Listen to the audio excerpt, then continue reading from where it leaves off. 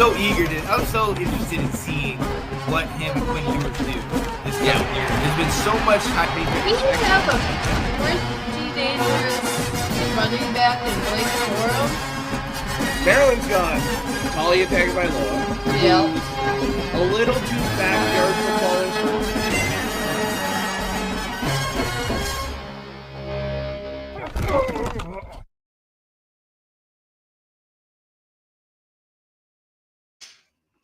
What is going on, ladies and gentlemen? It is your boy Sean Spencer, one half of that dynamic duo that is Let's Talk Football, and back again on our normal official day on Saturday.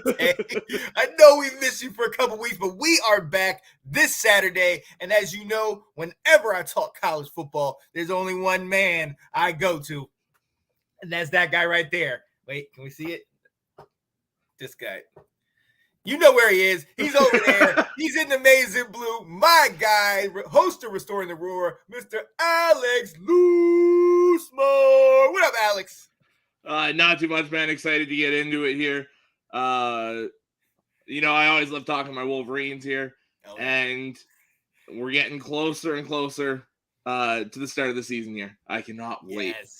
Yes. I had to go back and watch I watched Nebraska Northwestern last year, the one in was it Dublin, Ireland, and just thinking how we had already called for Scott Frost's job, and then you see different moments in that game where it's like, oh man, he could pull this thing out, and then it's like, oh, Northwestern just gets them, and you can just see the writing on the wall. Game though. It really was. It really was. And I'm looking forward to this year. They're going. Was it you talked to me about it before? Notre Dame and Navy in Ireland. Yep, and Notre Dame Navy first game of the season in Dublin again. Woof! I like that. I like going across seas and seeing them play because they're excited. Those fans are really into it. Oh yeah, they bring it, and to get a historic team like Notre Dame over there is great for the sport, and especially the team that the Notre Dame team that's gonna be on the field this year with Sam Hartman and all those guys. That's a good team for them to kind of showcase the sport over there. Exactly. So I think that's perfect for the program to put them back where they once were in that folklore, and it's good for Navy. They got a new head coach coming in here. Bring them some notoriety, some publicity, and shoot, God forbid if they're able to pull off that upset. You want to talk about a way to kick off a season? Yeah, good gracious. So we shall definitely see what's going on. Scott Thaler talking about first. And shout out to Scott, because if I'm not mistaken, Scott, this weekend was your 50th high school graduation, your reunion or something like that? Yes, they had something last night, and they're doing something again tomorrow, if I'm not mistaken. Oh, yeah. So congrats on that, Scott, man. That's pretty nice, man. And we will try not to mention Hendon Hooker. I won't. I can't talk about this guy over here. I'll just say it. I was gonna say you should be safe today, but should be, but we'll see. Yeah. Yo, so look, let us go on. Like my guy alluded to. Thanks. Hey, we're here to help you, buddy. Like my guy alluded to, we are getting ever closer. We told you it was 87 days on Tuesday. Well, it is 84 days until the official kickoff of that game, Notre Dame versus Navy. And in honor of the number 87, we decided to see if we could find some players that don the number 87. Now, you would think this is easy. You would think of you immediately go to the NFL. What did we say? Randy Moss, AB, Roddy White. Like there were a few of those guys where it was just like, okay, did any of them wear it in college? And then you had Moss with 88, AB with 27. Like it was just like, what? Oh yeah. Oh God.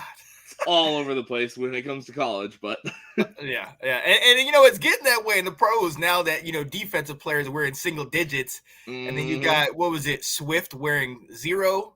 It's like, oh my goodness, what are we doing here? What are we doing? But look, the number 84. When we looked it up, some of the names that if you're a history guy, especially college and pros, you might remember Jerry Robinson out of UCLA, 3-time consensus All-American from 76 to 79, over 460 tackles, finished 10th in Heisman voting his senior year as a linebacker, and ended up playing 13 years in the league. A couple other names you might know: Marcus Spears out of LSU. He's gotten a lot of attention doing reporting and things like that. Sean Cody from USC. Corey Davis out of Western Michigan, wore at number 84. John Jefferson from Eric Coryell days in the Chargers. Bud Brzezinski from Ohio State, and the great Gene Washington out of Michigan State. Go Green! Nothing. Not today. So those are just a bunch of players in the past that wore that number. Alex and I looked at our teams, and Alex, I think you said you didn't. We don't have a single guy wearing 84 this year. Let's see who we got. I believe it's a wide receiver. Yes, his name is Cyrus Rogers, 6 foot, 180 pounds. He is a freshman from my hometown of Raleigh, North Carolina. That's it. That's all I got. He's number 84. We'll see if it pans out. But ladies and gentlemen, there's 84 days until the college football season. Like my guy said, we are so excited. We have been playing NCAA. We have been sharing different clips with each other and different moments and games and entrances, and we have so much to talk about. But today, you see what's behind my guy. You see it. There's only one thing my guy likes talking about more than his O-linemen, and that's his boys. The maize and the blue. Yes, sir. Alex, we're starting NCAA 23 team focus. What better way to start it than with your boys, your team? And let's get right into it. I'm going to ask the question. You've been the bridesmaid for a couple years, back to back. You've had a scare where, your coach might have been going to Minnesota to coach the Vikes, and then he ended up coming back, and it was amazing. JJ McCarthy's been coming up. Blake Corum is ready. Is this it, man? Is 2023 a boom or bust year in Ann Arbor? I think it is, because you look at everyone else around the league or around the country. Michigan's arguably the best set up to win it this year, because all the other top dogs, Georgia, Bama, Ohio State, Penn State, the only other ones that are bringing back a veteran quarterback are like LSU with Jaden Daniels. The rest of them are starting new guys for the first time in years. So I think us having JJ, bringing back arguably the best backfield in football with Corum and Edwards, bringing back the offensive line that's won back-to-back awards for the best offensive line in football, and just how many players on both sides of the ball we have returning. I think this is the year if they're going to do it. Yeah. I see Misador in there talking. Oh, yeah. I did see it. Hey, welcome to the show, Misador, the Maize and Blows. And FSU. Respect. I hope that out of them and you guys, I hope there's one of you guys in the playoff this year. I'd love for one of you two teams to get in there. Yeah, we need the ACC to be back in prominence. And we know, Clemson had that stint where it was like 6 out of 7 years they were in the CFP, and shout out to them. But, hey, FSU, perennial power years and years ago. Miami, perennial power. We talked about them just last week. North Carolina, I would love it if we were able to get up there. We've been to the ACC championship. We've been to major bowls, but never in that cream of the crop. Wait till next year. 12 teams. Let's go. No. But so talk about it. And we're going to get into some of the players that are returning and are leaving. But and hold up, real quick. No. It might be currently, but it's not going to be forever. Let's go transfer portal. Yeah. Let's talk about some of the guys you lost. Olatimi. Obviously, he's in the pros now. You mentioned a number of your guys getting drafted, picked up. I know you're returning a lot. how much does some of these players leaving is going to affect you guys? So it's interesting because going into the offseason, I thought Oluwatimi leaving was going to kill us because it was just that veteran guy in the middle. We filled it with a graduate transfer again, so I'm pretty sure we'll be okay there. Drake Nugent, who was one of the top 5 centers in football last year. So I think we'll be okay there. I think the biggest losses are on the defensive side. You had DJ Turner leave. Obviously, you've got Will Johnson, so you're okay on one side, but that other side is completely up for grabs. And then Mozzie Smith in the middle. He's got to be replaced by a number of guys here. We got like Chris Jenkins, Mason Graham. The one that they were looking at the spring game, and he balled out. He was actually the first overall pick in the spring game. Was Kenneth Grant, a true sophomore. So they kind of see him as Mozzie Jr. He's that same build, same style of play. So I think it actually will be him and Mason Graham starting this season, with Chris Jenkins being the kind of third guy as the senior there, being the veteran of that group. And then like I think most of the places were gonna be okay. Wide receiver took a couple hits. With guys transferring out. I know like AJ Henning transferred out. And there was one more off the top of my head that I was thinking of that was a pretty big blow, but like Cornelius Johnson came back for his senior season. Roman Wilson's back for his senior season. Our 2 main guys, Ronnie Bell. That one hurts. He was our leading receiver last year. The only one with over 60 catches. I think it was like 65 catches, 800 some odd yards. Showed out but Roman against TCU. Yep, he had a hell of a game there. I think Roman Wilson's going to take that slot role over the Ronnie Bell role, and I think he'll do awesome there. And then Cornelius Johnson and now Darius Clemens, last year's freshman receiver on the outside there.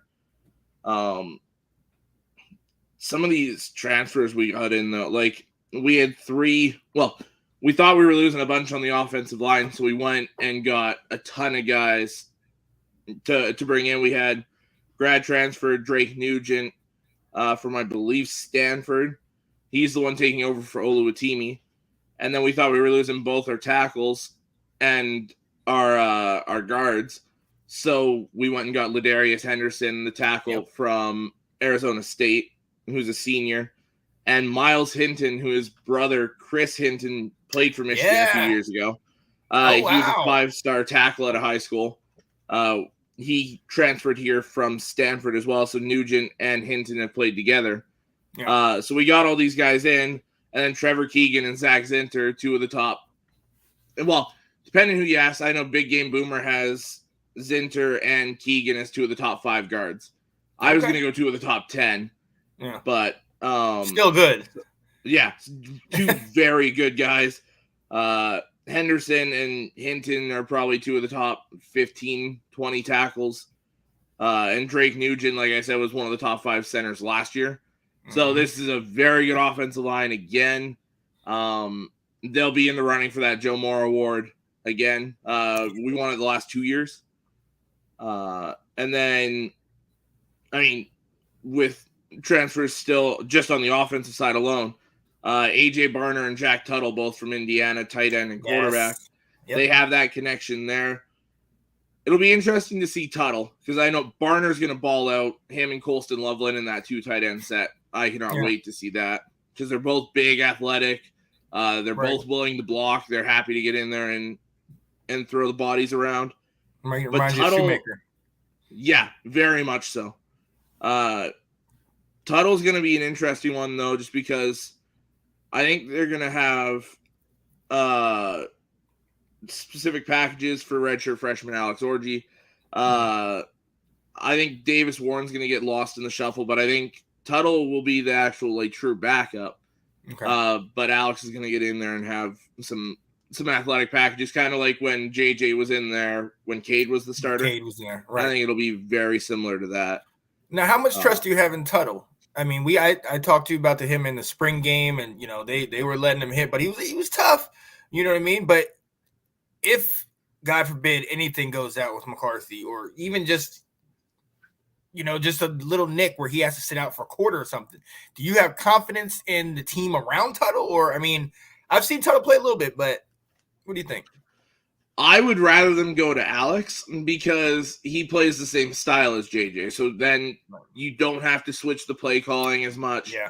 You can kind of just roll with the punches as they come. But I do have faith that they roll with Tuttle. Maybe not against like Penn State, Ohio State, those kind of teams. I don't think he's that good. But for the rest of the schedule, yeah, I think Tuttle can go in there. That veteran presence as a grad transfer, and I think he'll be okay. Yeah. Okay. Yeah. If he has to play Ohio State or Penn State, I think you chalk that up as a loss. Even with the team he's got around him. I don't think he's good enough quarterback for that level. Yeah, he's not McCarthy. No. And then, I mean, you look at these, we got two key transfers on the defensive side as well. Josiah Stewart, a new edge rusher coming in from Coastal Carolina. If I'm not mistaken, we got Coastal Carolina's DC or D-line coach from last year is on our coaching staff now. So kind of brought Josiah Stewart over. He was a guy that just kind of didn't have the sack numbers. I think he had 8.5 in 2 years or something like that. But he was a guy that was always in the quarterback's face, just always getting that pressure. So I think with the defensive line we have around him, and we'll see if he starts or if he's just the rotational guy, because Braden McGregor came back for his senior year. You still have Jalen Harrell and then Josiah Stewart. I actually really like the pass rush still. And then the one I'm arguably most excited about for the transfers is Ernest Hausman, a linebacker, true sophomore transfer from Nebraska last year. And played very well at Nebraska last year. Highly touted, yeah. Yeah, pairing him with Junior Colson, I am very excited to see how that goes. And Michael Barrett as well when they run that true 4-3, coming back as that graduate player. I'm very, very excited for that. As far as recruited players, we don't really – there's not many that aren't redshirted this year. Like, I mean, Adam Samaha is a kicker punter. They're bringing in to compete with these guys. Jair Hill is a safety. They haven't listed his corner, my bad. But true freshman, but he's way down the depth chart. He might end up getting redshirted this year. Yeah. And then at receiver, they have Samaj Morgan. But those are the only true freshman guys that aren't already redshirted and off the depth chart. So it's a very veteran group that they're bringing back this year. And then hopefully they can keep that. They currently have the top recruiting class for next year. Hopefully they can keep that rolling and bring in some new guys to kind of replace some of these guys that are gone after this year. Oh yeah. So it's you got the talent, like you said. You guys got the veteran group, and even though you have a couple losses, I feel like the ones you brought in definitely even it out.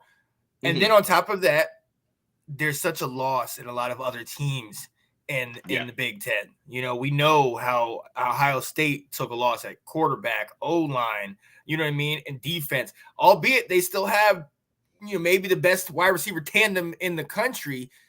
I think you have the two best overall wide receivers in Columbus. Right. But it's like, okay, who's throwing to these guys? You know what I mean? Can he be what C.J. Stroud was for them a year ago? So that's going to be interesting. But let's talk about your returning guys, your starters. The J.J. McCarthy, Blake Corum, having him back, Edwards. What could we expect realistically? We're going to go into the schedule in a little bit, but do one or maybe even two of your offensive players potentially get in the Heisman conversation? Like, what kind of year do you think they're going to have? I think Blake Corum should be one of the front runners right off the bat because, I mean, he was right up there with Caleb Williams, C.J. Stroud, those guys before he got hurt last year. Yeah. And he missed the last 3 games of the regular season and was still only 200 yards behind Abanikanda. Wow.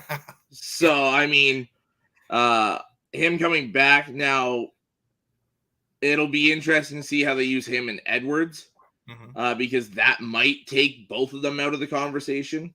Hmm. But I think you could see McCarthy get into the conversation this year. I don't think he's anywhere near winning it, but I think he'd be in that like 5th, 6th, 7th spot, kind of pushing into like, okay, you kind of have to talk about him for it. Yeah. But I think if anyone's going to win it this year, it would be Corum. It would be Blake Corum. Yeah, with the style of run you guys have, and he's a dominant back, man. So I completely agree with that. Now let me ask you, because to that point, we did see the guy who won the Heisman last year, Caleb Williams, his team wasn't in the CFP. They weren't in the Final Four. So for a guy like McCarthy, would it take winning it all? I mean, would it take being there like a la Stetson Bennett? Because Stetson wasn't particularly on par. His record and what he's been able to do over the last couple of years was, but maybe not the stats. But he still got consideration because he's led them. Let's look at it. You talked about it. Georgia's the only team that's won more games than Michigan over the last couple of years. We're 25-3. Right. McCarthy took over midway 2 years ago. Game 3 2 years ago. Yeah. So he's essentially played those last 2 years and has a fairly similar record. Does that help him to push it up if they get to the title game, not just the semifinals, but the actual natty? I think you have to look at it as JJ's kind of on the fringe of the top 10 quarterbacks in college football right now. Yeah. So, like, I had him up at 9. I've seen lists that had him 7, 8. I've seen lists that had him 15, 16, 17. So he's kind of all over the place, but in that I'll say 6 to 18 range. Okay. He's not the caliber of Caleb Williams, Drake May, Jordan Travis, Sam Hartman, Bo Nix, these guys. He's not as good as them. And I mean, you look at historically, like I went and got a single season passing records for Michigan. Yeah. 3,331 yards is all it would take. 3,332 yards is all it would take to beat the record. And the record for touchdowns is only 25 in a season. Ooh. He would have to shatter both those to be in the Heisman conversation, I think. But I mean, you look at it with how run heavy and run dominant this team was last year. He still had 2,700 yards and 22 touchdowns. And that was with still trying to figure out chemistry with a lot of these receivers. I think he breaks the touchdown record this year. What were his rushing totals? I can pull those up. Because a la my NCAA 14, most of my quarterbacks that do get the Heisman have over 1,000 yards on the ground. In that offense, with such a threat, with Edwards and with Corum, I mean, you run some read option offenses. You know, you run a little bit of the spread or something like that. Could he get – I mean, I don't know what he had last year, but I know he runs and they use his athletic ability as a large part of their offense. So could he – He ran 70 times last year for 300 yards and 5 touchdowns, so averaged about 4.5 per carry.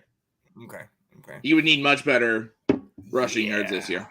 Yeah, because if I'm not mistaken, Anthony Richardson had something like 600 yards last year coming out. He would need something like that, but there's so many mouths to feed when it comes to running the ball in your backfield with Corum being the number one. Yeah, so I can't see that. But hey, we've seen stranger things happen, and I feel like things are leaning towards this being – I don't want to get your hopes up like that, but I mean, it's kind of leaning towards this being your year. Georgia, kind of a lot of their players have moved on. You know, Ohio State's guys have gone. Like, you guys are kind of rearing right for that spot. Mm-hmm.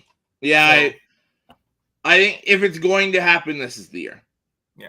Because, like we said, Georgia lost a bunch of players. They lost their quarterback, lost their left tackle, lost their D tackle, lost their corner, their top edge guy. Like, they lost so much. Now they're still 5-star central over there. Yeah. Ohio State lost Stroud, lost both their offensive tackles, lost Zach Harrison, their one edge guy, lost their middle linebacker. So they lost a lot, but they still have the top 2 receivers. They still have JT Tuimoloau as that top edge rusher, one of the top edge rushers in the nation. So all these teams that we're talking about have lost a lot, but they have a lot to replace these guys with. Right. It's all going to come down to those guys for the play of Carson Beck and Kyle McCord.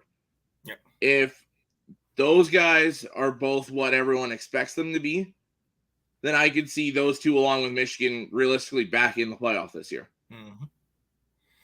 Yeah. It's very possible. It's very possible. And to that point, what I will say is CJ and Stetson, they had years under their belt. They played for a number of years.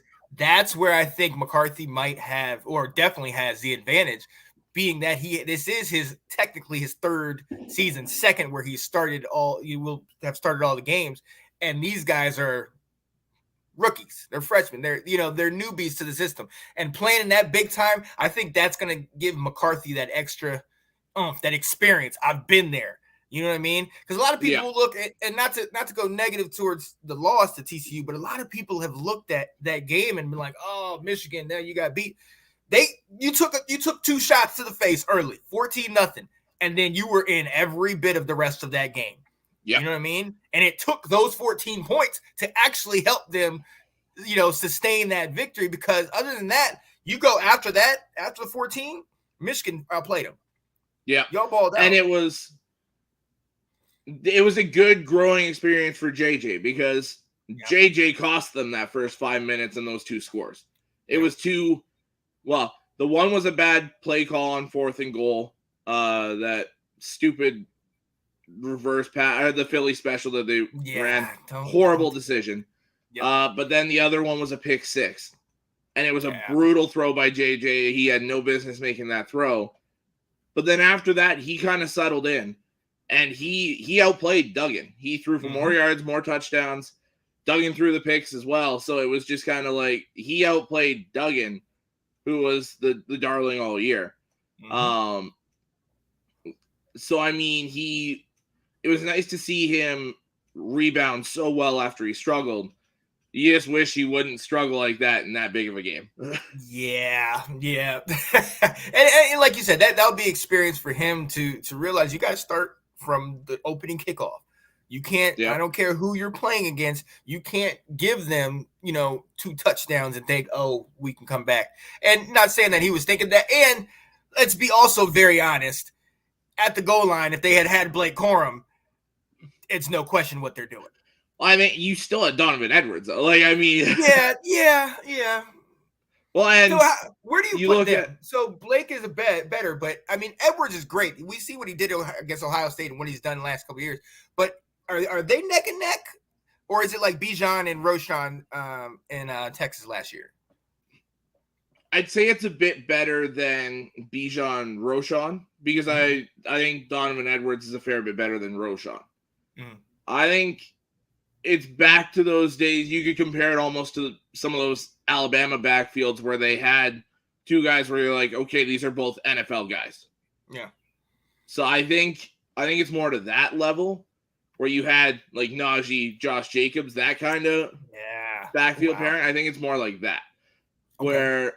And back to that TCU game as well, looking at the running backs, you handed it to Khalil Mullings, who has been essentially your fullback, converted linebacker over to running back, and he botches the handoff and fumbles, and TCU recovers at like the 2-yard line. Yep.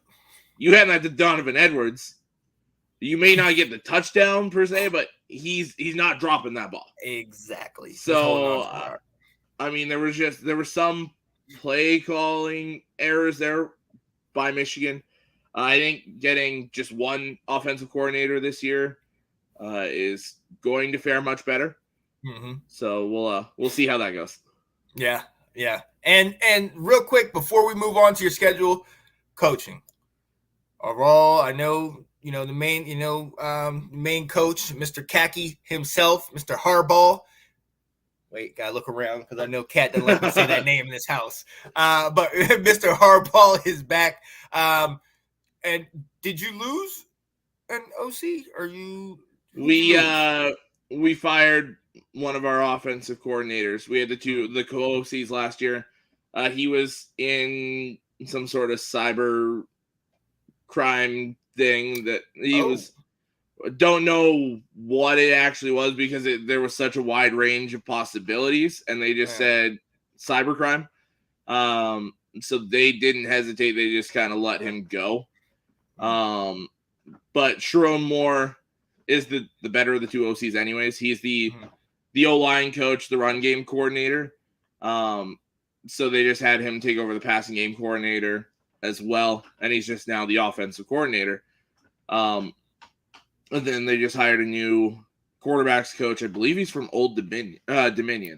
Okay. And he's one of those kind of bright young minds that's probably the next OC once Sharon Moore moves on. Okay. I like that.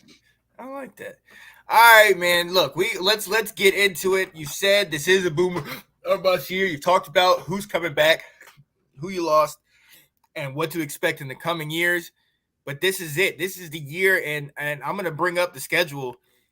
I'm looking on here, and with the exception of what we've talked about, those, the last 4 games, I mean, I'm feeling very confident for you guys. Let's start off, at home, noon, for the September 2nd, East Carolina. That how bad? Well, I want to say how bad you're going to beat them, but at the same time, we've seen East Carolina, man. They almost shocked NC State at the beginning of last year. Now, NC State is not Michigan, but are you at least a little worried about this one, or is it going to be the second half the backups come in? I think it'll be fourth quarter the backups come in. This might be one of those ones where East Carolina kind of punches us in the mouth early, where we might overlook this game. But I also think with no Holton Ahlers and no Keaton Mitchell, I think this will be one where they'll kind of hang around early. And I mean, you look at the run style in Michigan anyways, typically you don't start blowing teams out until the second half because you're wearing them down, and then that's where you hit those big plays later on. Yeah. So I think East Carolina keeps it closer than they realistically should for about 2.5 quarters. And then it kind of starts to roll our way. I don't know what the spread is, but I would say Michigan probably wins by 2 scores, maybe 3. Yep. Yeah.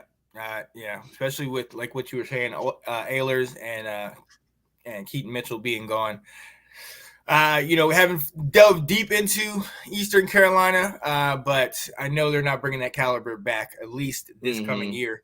Moving on, the week after, play our buddy, the lost NLV. Was it Running Rebels? Yeah. Is that what they are? Yeah. In Ann Arbor. Another victory in my book. What are your thoughts? Yeah, this is one where the backups are starting probably the third quarter. Like, coming at the half, JJ's gone, Corum's out, Edwards is out. All your star players are out. This is one where some of them, and I hate saying this about these kind of matchups, but this is a game where some of them, I might not even play them personally. Yeah. But I also hate that aspect. So get them in, get them some reps early, and then get them out. Right. Let them build the lead up and then take them out, because you still want them having the reps and still having their the juices flowing, the blood flowing, all that. Because I remember, and not to break off this real quick, but I remember going with, shout out to Katie Albertson, going with her and Kat to the Michigan UConn game last year. And I'm not gonna lie, by the second quarter, the fans were preoccupied with everything else because it was a blowout. And that has to be hard. And I think Blake Corum had 5 TDs in that game? I think so, yeah. Yeah, he had a monster game in that one, but it was hard to kind of focus on the game because you knew UConn at their best wasn't doing anything. So, and speaking of that, I think you're going to get a lot of that in the next game. Bowling Green. Yeah. I don't see any hope for these guys. What are your thoughts? Yeah, no, this one, like UNLV, will be over by halftime. Yep. That's 2 ugly ones in a row. Yep. And to finish off the 4-game opening season home stretch, on my birthday weekend. You play Rutgers. While they have struggled over the years, Rutgers has always kind of played you guys tough at times. Yep. What do you think? Yeah, Shiano's had them play well against us the last few years because there was the last couple of years they've kind of been close. I know the COVID year they were actually up on us at the half before we benched now starting Tennessee quarterback Joe Milton for now starting Iowa quarterback Cade McNamara. Right. And he brought us back and we had to win it in overtime because they were up big on us at the half. Yeah. But then other than that, it was a lot of like 78-10, those kind of like beat downs. And then Rutgers has hung around for quite a while in those games. I mean, we've still won comfortably the last 2 years.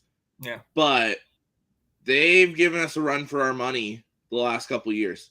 So this is one where you can't overlook them. As much as we are the much better team, this one is the definition of a trap game for me. Yeah. Oh, yeah. It's very early. You're coming off 3 home games against what we can all agree is inferior opponents. It's the first Big Ten game of the season. So, yeah, this is definitely a trap game. And if this one was not a trap game, the next one absolutely is. New coach, new players. You got a team that is ready to kind of change the image about themselves. They wiped off all the Scott Frost from them, and now they're trying to move into the new day. I mean, I see you guys pulling this victory out, but I'm kind of high on Nebraska. So, and it's the first away game. So what are your thoughts? Nebraska's a team where I think they're going to, I mean, we've seen Matt Rule and how he likes to coach football and how he likes his teams to play. We saw it at Baylor. We saw it in Carolina, and we're absolutely going to see it here. His style matches up well with Michigan because he likes to play physical.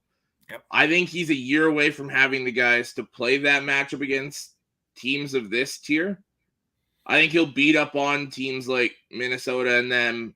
May not win all those games, but they will beat those guys physically. I think this is one where it's going to be closer than people think. I'd probably still say Michigan by 10, 14 points, somewhere in there. I don't think we walk away with it, but I think we win comfortably.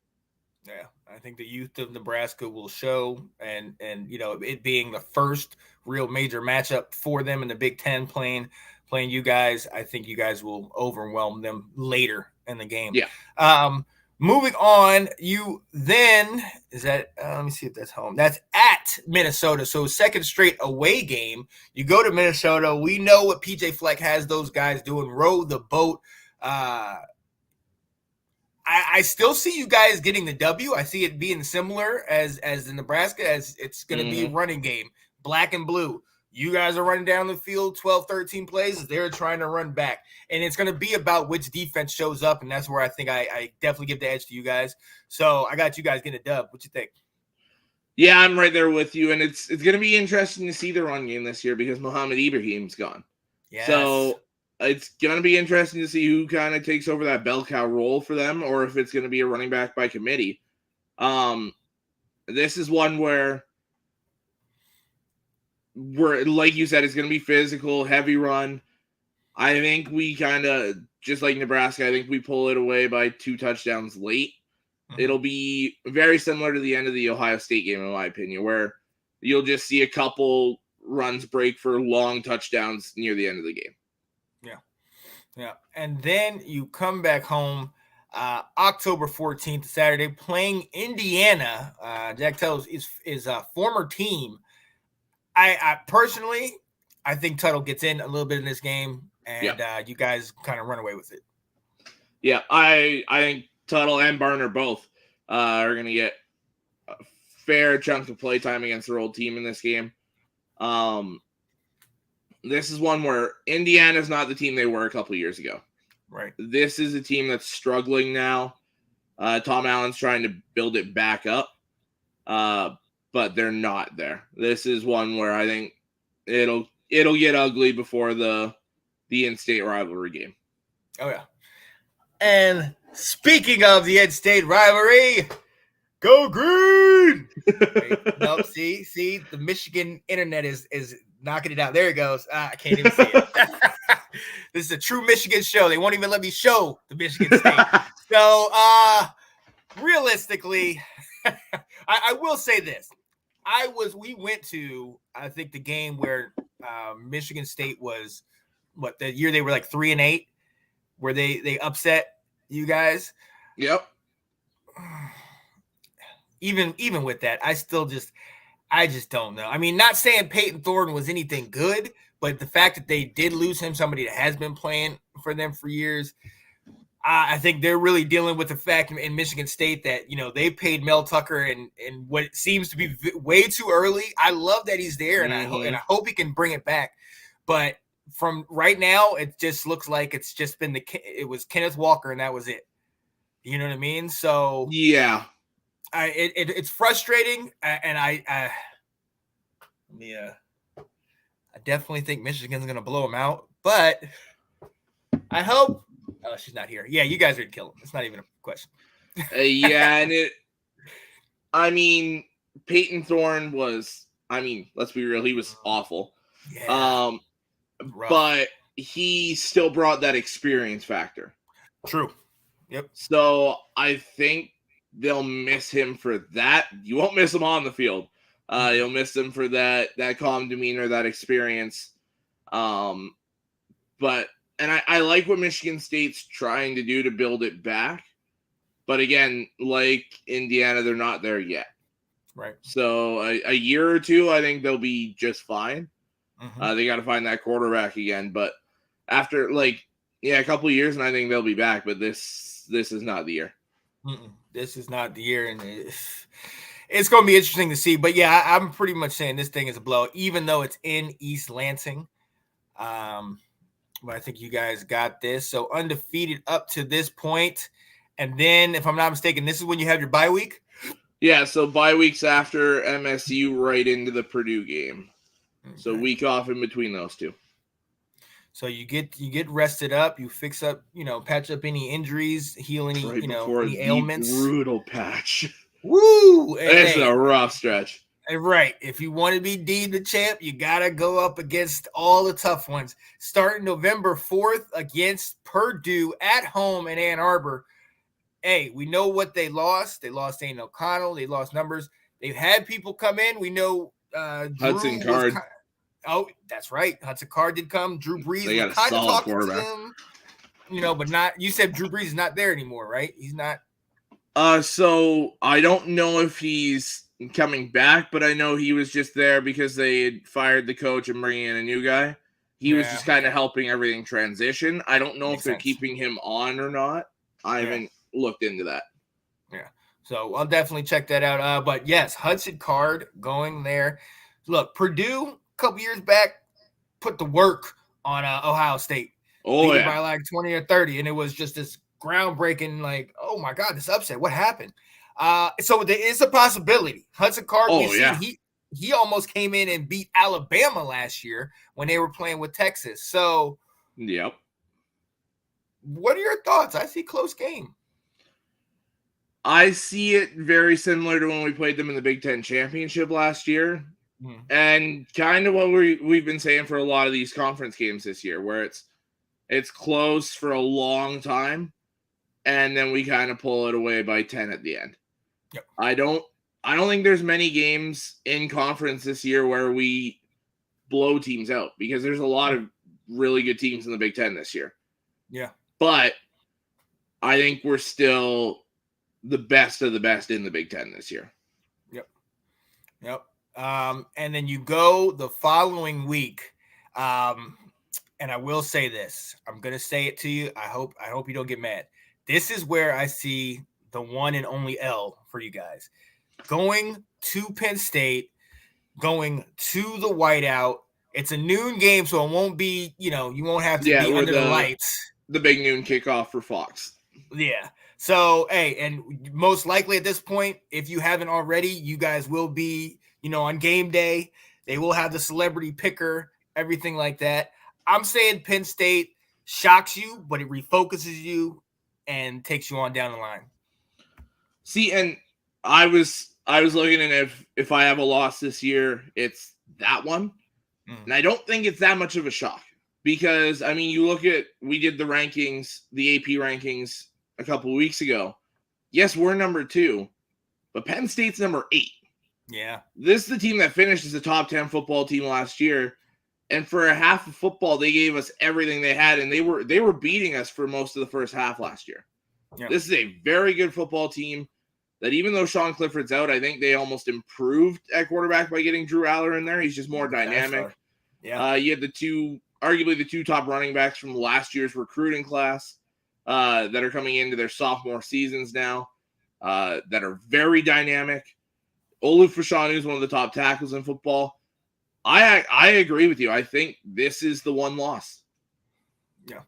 It's going to be, I just think it's going to refocus you. It's going to get you guys back to that. And it's also going to allow for something else that we're going to talk about in a little bit. Yeah, but that's why I had the loss here. right. But so moving down, in a game that last year was another one that went to the wire between you and your team. You going? It was our closest game of the year. Right, you're going to College Park, Maryland, to play the Terrapins in the second to last game of the year, coming off the L. I think you guys are able to pull it out, and I think you guys pull it out by about 14. And it's nothing taken away from Talia or Maryland. I just think the amount of guys that they lost, Deontay Banks, Dante Demas, Raheem Jarrett. Yeah. You know, the pieces that they lost, I think is just gonna be too big of a detriment to them. Hemby's still back at running back, and I love Talia, but it's you guys. I think are just gonna be hungry. Yeah. Right. You guys are going to be hungry coming off the loss. So that's exactly it. I think losing a close game to Penn State, I think this is going to be the game where it's like, okay, we've got to pull it together. We lose another one, we're out. Right. You're not making the playoff this year as a 2-loss team. So I actually think it'll be kind of like the Penn State game last year. I think it'll be close for half. Yep.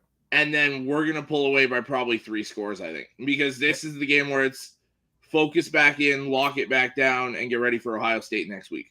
Yep. I think you have six quarters where you struggle, and that's the Penn State game and the first half of that Maryland game, and then you come out and it's going to be adjustments. I think Harbaugh is going to make adjustments, and then Maryland's just not going to come out the locker room. I mean, it's going to look like they didn't because you're just going to blow through them.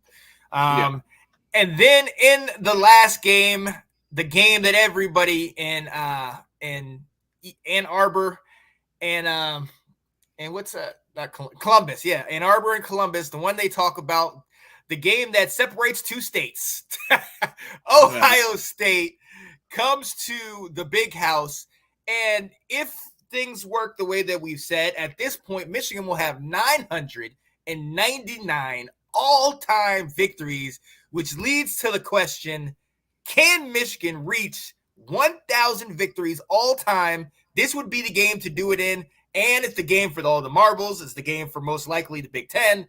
What do you think? I would love nothing more than for it to happen against Ohio State. Obviously, I'd like it to happen against Maryland, too, because that means we're undefeated. But to have it happen in the game, as they like to call it, because they seem to trademark the for some stupid reason. Right. But if it could happen against them and happen a lot like the games from the last 2 years, and I almost think it might be a better win in the last couple of years because C.J. Stroud's not there. Yep. And I think Kyle McCord will be a very solid quarterback. He's just not C.J. Stroud. Just like C.J. Stroud wasn't Justin Fields. Right. I expect us to beat Ohio State, which is so nice to say for the 3rd year in a row. Yeah. To kind of take over this. And if Ohio State loses this game, what does that do for Ryan Day, I wonder? 3 straight losses probably knocks you out of the playoff. Because I'm assuming that it's either going to be, I don't know if Penn State hosts Ohio State this year or not, but one of those teams is going to have one conference loss, and one's probably going to have two. I'm going to take a look at that because a lot will ride on who is hosting that game for me. It's in Columbus. It's in Columbus? Ooh. It's earlier on. It's the same week we play MSU. Okay. So I think it's going to be very interesting to see how the Big Ten East plays out, especially if Penn State beats us, we beat Ohio State, and Ohio State ends up beating Penn State. Then it's just a whole can of worms they got to go through. Yep. And then all sorts of tiebreakers, points, and all sorts of crap. So I hope it doesn't come to that. I'd love to do Penn State and Ohio State and just be like, okay, cut and dry, we're in the Big Ten championship. But it might not be that simple this year. I want you guys to do it, and I want you to win, but I'm not going to lie. There is a part of me that really wants that chaos in the last year. I just want a whole bunch of things like who's winning, who's going where, what's happening. It's going to be crazy. But, yeah, I got you guys getting that dub. For the 1,000th victory, I wonder what that celebration will be like. Oh, man, if it happens against them? Yeah, right. It's going to be wild. Wait a minute. How many windows do you guys have open? I got one. I don't have any. Yeah, that's weird. Okay, yeah. So, I mean, yeah, that's what I'm saying. And obviously, it won't be bigger than the national championship if you win that. But to get to your 1,000th victory against your most hated rival at home and would just, if God would just kiss us with some snow, that would be beautiful. That would be beautiful, man. That might be a game. And it would be awesome for that to be like Corum's Heisman crowning moment. Right. It can all work in it. That'd be great, man. That'd be great. So at this point, we have it at what, 11-1 or 12-1? 11-1. 11-1. So which would put you in the Big Ten championship. Most likely, who do you think? Penn State? You have to play.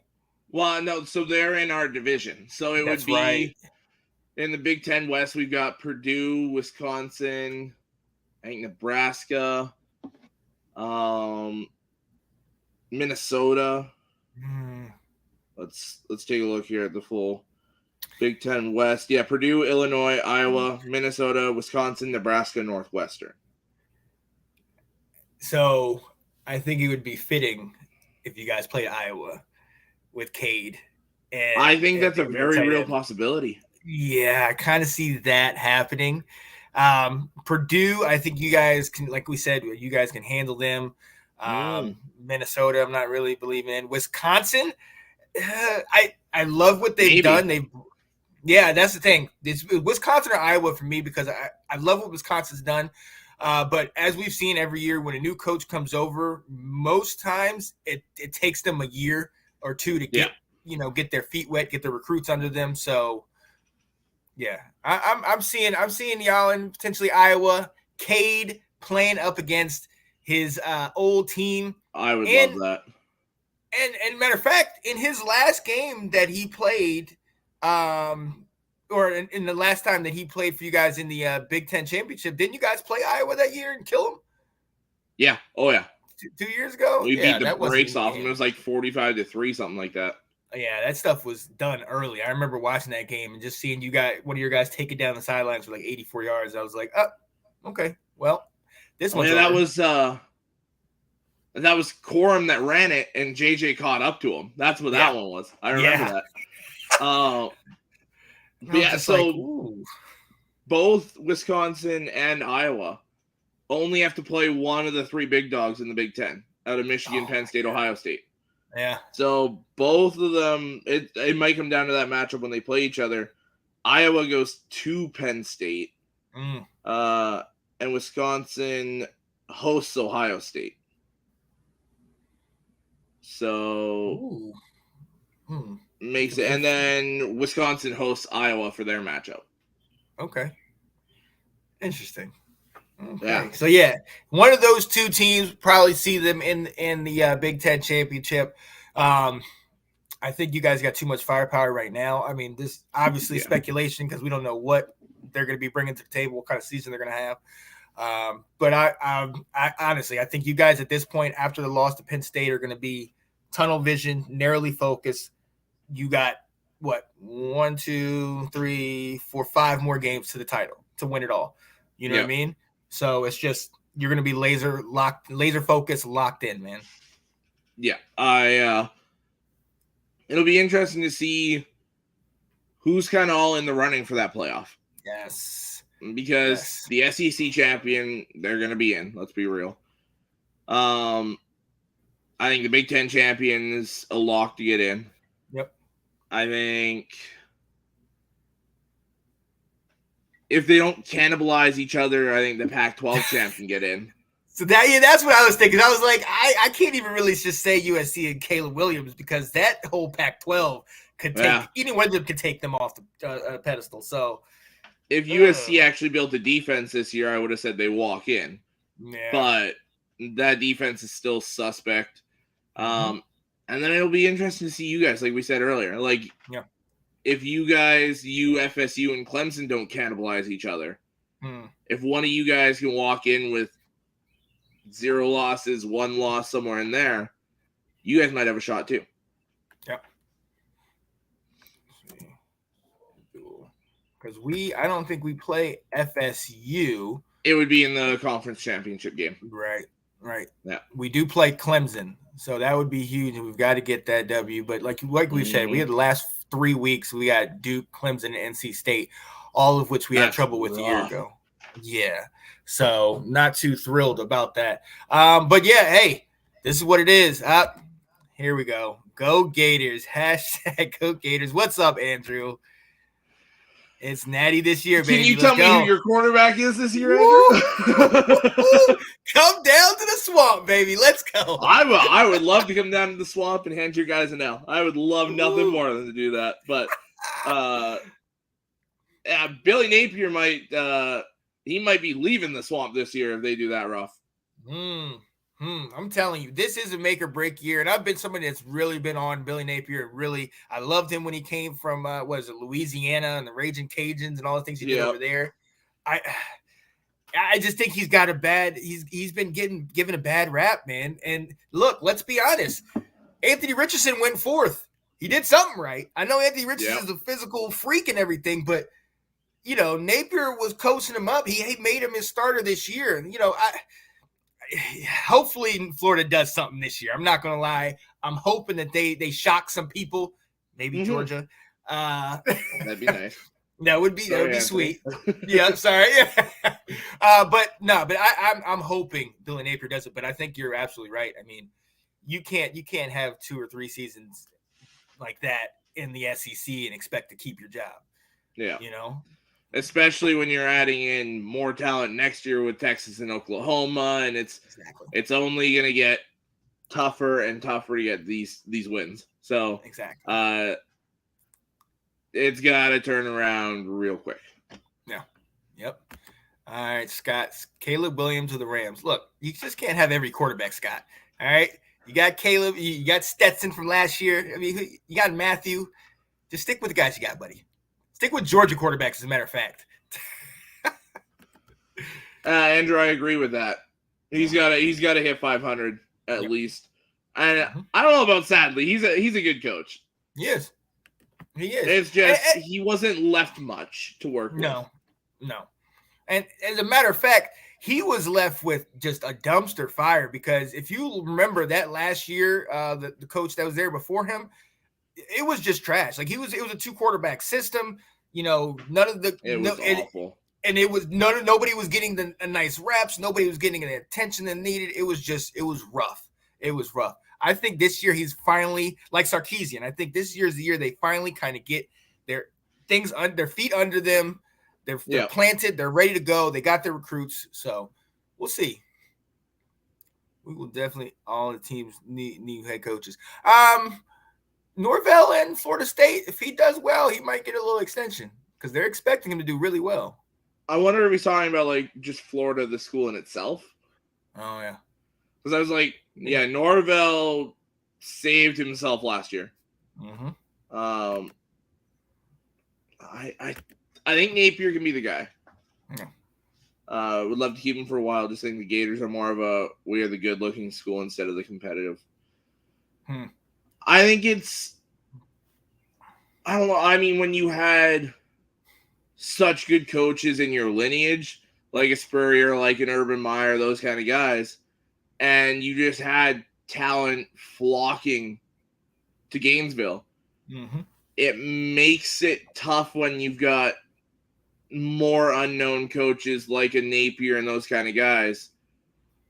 And when you had such success, it puts these guys on such a short leash, unfortunately. Right. I think you give them another year or two if they're patient enough, and he'll turn it around. I just think he needs a little bit more time. I think they should. I think they should give him those extra years because, like you said, he's not a bad. He's not a bad coach. No, not at all. But when you go up against the Sabans and Kirby Smart, Brian Kelly, right? You know what I mean? When you go up against these type of coaches who are having success, and then you look at LSU, you look at Brian Kelly going over there and turn that team around in a year. You know what I mean? 1 year, yeah. So obviously, the process is sped up a little bit, but watch out, man. Billy Napier, man. I really hope he comes out and shows the world like what he's got, man. He needs to. Oh my goodness. Some bad team will get Caleb Williams. Yes. The Rams will probably trade the next 20 years of first round draft picks to get him. Then you did trade 5 years of draft picks to get people. So, man, we'll see. Stafford will retire soon. Hey, he's got his ring, and he's probably the most famous Detroit Lions quarterback. Oh, by a wide margin. Yeah. By a wide margin. I'm trying to think back to the 50s. Like who? Bobby Lane. Yeah. That's it. That's our best quarterback outside of Stafford, and now Goff in 2 years has thrown himself into the conversation already. Yeah, right. So if they go to the playoffs and win a playoff game this year, he's the first one since Eric Kramer in 91. Yeah. Oh man. I had Eric Kramer's rookie card. I was a big Eric Kramer fan until I realized, that was just a one-off season. He's not that good. Yeah. I was like, Andrew, not a bad coach at all. Just can't have 4 stars every year and the rest 3 stars in my comparison. Absolutely, especially in the SEC. Yep. Yeah, and it's and that's the thing. It's the competition that you have in the face it's making you look worse than you really are. Then your recruitment year like Bama and Texas, and then maybe a little go for the Natty. Yeah, in a couple years, man. And you need stuff like what's happening this year with Georgia and Alabama. Let's be honest. Both of them have second, quarterbacks that are unproven, untested. We've seen how Alabama kind of was. We can't say that Georgia is going to all of a sudden fall off because we said that last year and they returned. And then we look stupid, yeah. Yeah, right. So we will not come on camera and say that this year. No. I said they're number 1 until somebody beats them. And I'm sticking to that.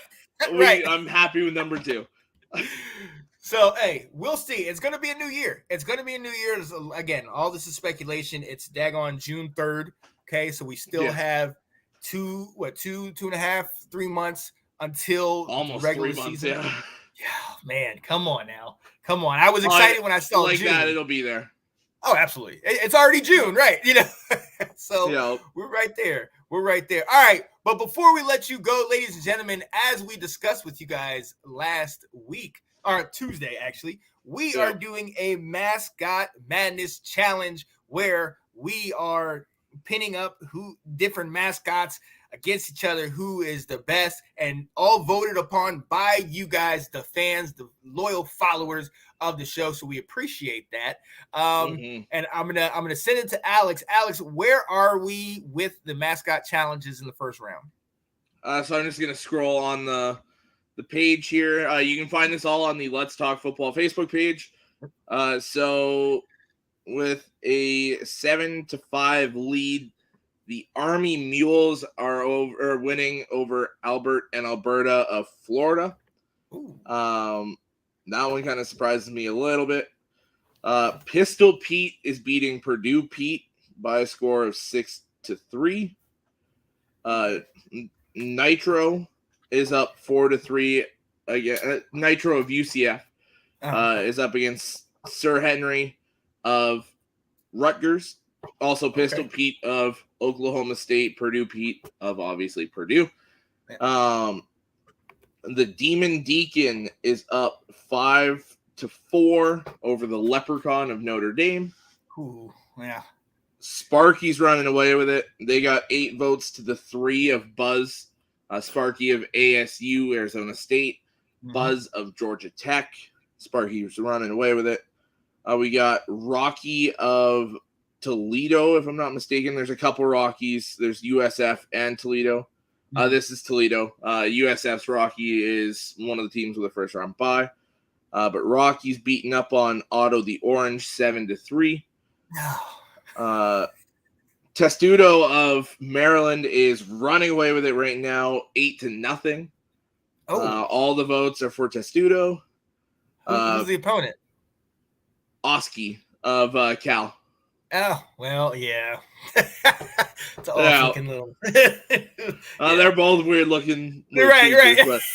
But, speaking of weird looking creatures, Big Red of Western Kentucky is losing 1-9 over Big Red of Arkansas. Yeah. Some of these guys that had the same name, I tried to kind of throw them together, see which one came out on top. Yeah. We have Cy the Cardinal of Iowa State winning 6-5 over Cocky of South Carolina. Okay. That one's a good one. And this one's a landslide. Sebastian the Ibis of Miami, Florida is up 9-2 over Baldwin the Eagle of Boston College. Yeah. Makes sense. Yeah, makes sense.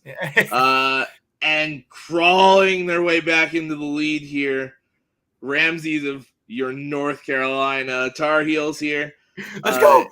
Is currently I went to go see the votes and I accidentally voted. Ramses is up 5-4 over Cam the Ram of Colorado State. The winner of this for Cam the Ram. So Misador, Bubba Bryant, Paul Slack, and my mom. Sabotage from your household. Come on, Miss Loosemore. Come on. I didn't influence any votes. You know what? I might need to go back and check these votes myself. Goldie Gopher is running away on the Nittany Lion. 6 votes for Goldie Gopher, 2 votes for the Nittany Lion. I went to go scratch behind my ear, and I knocked my headset off. Oh, there we go. All right. We got Goldie Gopher, 6-2 for the Nittany Lion. Smokey has 5 votes, currently leading over the 4 votes of the Duke Dog. And then the matchup of Willie the Wildcat, both Kansas State and Northwestern. Northwestern's Willie has 3 votes, and Willie for Kansas State has 6 votes. Okay. Kansas State's running away with it. Yep. The last 2 matchups here, all Tigers. We got Aubie the Tiger of obviously Auburn versus Clemson's the Tiger. Aubie has 7 votes. And the Tiger has 1. Aubie's running away with it. Oh, yeah. And Scott's not going to be happy about this one. Truman of Mizzou versus Mike of LSU. Truman has 2 votes, Scott being one of them. Yep. And Mike has 5 votes. So Mike's kind of running away with it. So if we look at it, I've got it on the other side of the board here. So Mike would play Butch of, I believe, Washington State. Okay. Aubie is going to go up against Shasta of Houston, if it all holds until Tuesday. Willie of Kansas State will play Pounce of, I can't remember what school. I've got it somewhere here. And then Smokey will go up against the UGA duo of Harry and is it Uga? Sorry, Uga. Anthony and Colin. Uga, yeah. And then right now, oh, never mind. You don't go up against Rocky of USF because it's looking like Goldie Gopher will currently go up against Rocky of USF. Ramses being in the lead will go up against Bill the Goat of Navy. Oh, legendary. Yeah. Pounce is Georgia State. Thank you, Georgia State. And then looking at it, Sebastian the Ibis will go up against the Duck of Oregon. That's a good matchup. Where's Alec? Quack, quack. Cy the Cardinal will be going up against Bucky the Badger. Ooh. Arkansas's Big Red will go up against the Blue Devil of Duke. Oh. Testudo of Maryland will go up against Big Al of Alabama. Okay. This one, Rocky of Toledo will lose, I'm calling it now, to Chief Osceola and Renegade. Yeah. Yep. They had to get a first round bye. And then Sparky is going up against the duo of Boomer and Sooner. That'll be a fun matchup. Oh, yeah. I want to see that. The Demon Deacon will go up against Brutus the Buckeye. Okay. Nitro is currently set up to go against Sparty in the second round. That should be a fun one. I'm excited to see how that one goes. Right now, the Army Mules are set to go up against the duo of Hookem and Bevo of Texas. And Pistol Pete is set up to go against the Stanford Tree. Oh, God. Those are the current matchups. And we've had enough requests where I think once we're done this one, I will set up a second one. Because I've had, why isn't this one in there? Why isn't this one in there? We only had 48 spots. There's 135-ish Div 1 football teams. Right. So maybe we'll have to do 3 and get pretty much all of them in there. Yeah. Oh yeah, definitely. Yeah, I've had people in different chats. I know you've seen it since they. How did this guy make it? How did they make it? It's like, look, we just picked the first we saw and put them out there, guys. Ash, I promise you, Herky will be in the next one. I saw that. I was like, oh, how did we miss him? Okay, we're good. We got you, Ash. I had the list of the 50 you sent me. Yeah. And I was just like, okay, this one, and just like went down the list. And then Herky was one of those last two. I was like, yeah. Oh, he'll catch the next one. Like, right. Yes. So we'll definitely get another opportunity. And hey, look, appreciate you guys for watching and going along with us on this, man. This is great. You see Scott saying everybody vote for Truman the Tiger. All right. Yeah. Scott, I'm not trying to have him pull off the upset. Right. I'm not saying you can go create another account and do it yourself, but make sure to like the page first. Right, exactly. And I'm going to go throw my vote in for all of these now. Okay. I haven't voted on any of them yet. I'm going to start voting. I'm trying to decide if I go for chaos or if I just go for which one I actually like more. Right. Let's just see what can happen. What can we create? Johnny G said just throwing crap against the wall, but I think Sean Spencer survived the night. Yeah. Look, for those of you that don't know, I was in the city last night, DC, waiting to pick up Kat, and the concert went a little longer, so I ended up just parking on like the side of the road in DC, like a block from the White House, at like 11 o'clock last night.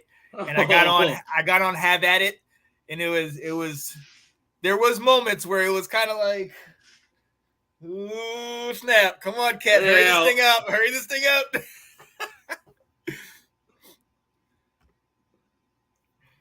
Oh, man. Yes, we got to do our own bracket challenge because I would definitely see where we stand. But we definitely appreciate y'all digging into this with us because this is fun for us. We like it. And to see that you guys are putting in your 2 cents and paying attention, hey, that's what's up. Maybe for those of you that don't have a fan or aren't a fan of a team, I'm looking at you, Christopher Warcheck. This could help you pick a team. Help you to pick a team to be a fan for because I'm gonna tell you, NFL is great. Don't get it twisted. He's a Lions fan. I'm Washington, And it's hard saying that from our perspective because it hasn't always been great for us. Oh, yeah. Yeah, but NFL is amazing. We love it. But there's just something about college, man. There's something about it. I mean, look at that image right behind my guy Alex, with them jumping out and touching the Go Blue, coming out of the tunnel, man. The smoke of Miami into the Sandman of Virginia Tech, like whiteout Penn State. Woo! I'm so glad we dodged the whiteout this year. Yeah, so glad we dodged the whiteout. It's a beautiful sight if you're not on the opposing team going in there at night. Oof, man, there's almost nothing like it. Oh yeah, and I absolutely love it. We will definitely talk about that as well, going through this off season, close to the season. What's the best entrance to stadium for a team in a game? So we'll definitely see that. We'll definitely do that. Oh man, I had to vote for my Duke dog with my dynasty there. I had to keep it going. There we go. Smokey and the Duke dog are now tied. Let's go.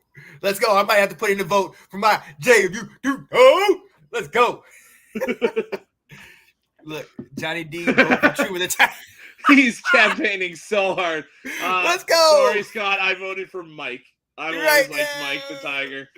Yeah, sorry, Scott. I'm sorry, man. I might have voted for Mike too, I think. Oh, Scott, yeah, keep campaigning, buddy. You'll get them. Where are your Mizzou people, man? Get all your people from Missouri. It's a tall task. He's gonna get 4 people just to tie it. Yeah. Hashtag go Mike. All right, people. We are going to let you go and enjoy the rest of your Saturday. Stay tuned. We will be back with you guys Tuesday evening to recap the first round of the Mascot Madness Challenge to see who's going to move on. And we will also be covering running backs. Who are our top running backs returning this year? Who are the guys that are sleepers? Who are the guys that maybe have transferred and can have a little bit of success, maybe even a lot more than they had the year before? So definitely stay tuned for that because we got a bunch of stuff coming here. Johnny said I just got here. Come on, Johnny. You know what time we start, man. Come on, buddy. Yo, you got an hour to go catch up on, my guy. Right. So, Alex, man, tell them where they can find you, man, and what you got going on. So you can find me all over the place. Catch me here Saturdays and Tuesdays with Sean. You can catch me Tuesday nights during the season, the NFL season, for Restoring the Roar on North Sports Dynasty. You can catch me most Fridays for North Sports Dynasty. You can catch me Thursday nights with Johnny when he's back, Ben, Alec, and our new co-host JT Olson for the NFL edition. I'm thinking we got to get on this show, by the way. Yes, him with his CMU, yeah. Yes. Oh, I could talk some Chippewas, yeah. Oh yeah, I can definitely do that. And look, I love the MAC, the Mid American Conference. Oh, so anytime we get somebody like that on here, yeah, I'm all about that. So, yeah. Oh man. So yeah, hey, you know where I'm at. Hey, Tuesdays and Saturdays, especially in the off season, talking college football. Wednesdays next week we will be back. Washington Football Weekly has been on a brief little hiatus. Life, as you know, we've been going on for a while. It happens. But we will be back next week to finally kind of talk about the potential new ownership. Just waiting for some of those guys to get vetted. I know the Harris Group and Josh Harris will be going over to talk to the NFL owners and trying to figure out make sure all the finances and everything is correct and in store. Because, I mean, this is $6 billion we're talking about. So they got to make sure everything is straight. Whew, it's so crazy to think about. Oh, my goodness. Always, Scott. Always, buddy. Alex is like Canadian blanket. He spreads out everywhere. Oh, my goodness. That part. Yes. Oh, man. And whenever I have an opportunity, whenever I have time and I'm not working, Thursdays, I try to hop on with my guys in NFL Edition Fridays if I can. I'll try to hop on North Sports Dynasty.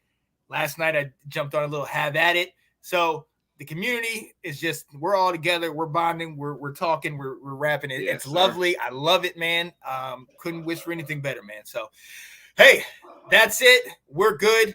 As for Sean Spencer, that's me, my guy over there, Alex Loosemore. We will be back with you. Look, you know what? We're Scott, somehow, man, we're going to get you something. You've shown up enough, all right? Maybe you guys, we'll give you like a question you can answer about Missouri, and if you get it right, you get a prize. All right, Scott? Yeah. Just got to help you out here, man. And you see my guy over there, host of Restoring the Roar, Mr. Alex Loosemore. Hey, we're out of here, guys. We will see y'all on Tuesday. Stay tuned. Keep voting for the mascots, whichever one. And any of you that choose to vote against North Carolina, you might be dead to me. I voted for Ramsey, so I'm with you. I feel you, brother. I feel you. Thank you. So, all right, guys, we are out of here. Send him a box of Kleenex. Yes, we're out of here, guys. Hey, stay tuned for all the good stuff we got. Hey, enjoy your Saturday. Peace, people. Yeah.